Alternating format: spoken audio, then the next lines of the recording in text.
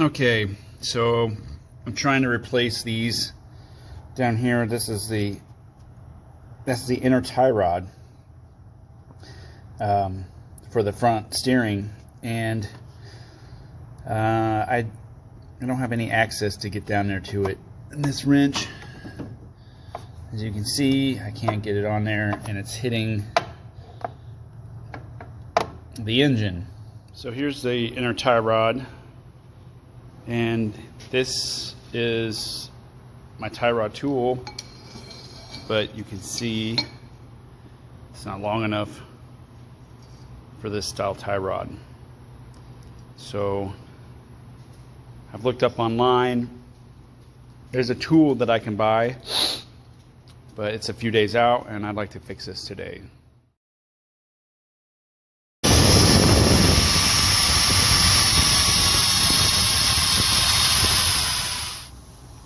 Okay, so I have cut off the end of the cheapo wrench from Harbor Freight. I found this old socket laying around that I don't need anymore, and I cut a groove into the wrench and welded the socket in there. Now I'm going to cut the head of the socket off, and then I'll be able to use it with a ratchet. I got my wrench there and be able to fit down into a tight area. Alright, so here we go, finished product. Took me about, I don't know, 10 or 15 minutes. Cut the head off the wrench, cut a groove, a triangle groove into the wrench area, and then welded an old socket in.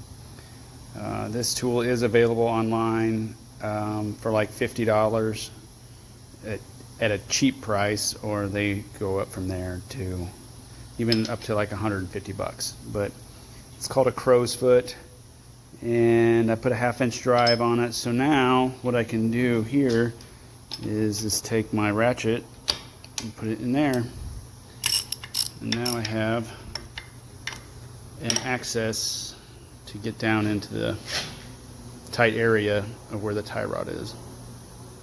There, you can see it on the tie rod now. The hose is kind of blocking the view, but so now I can just, okay, so here we go.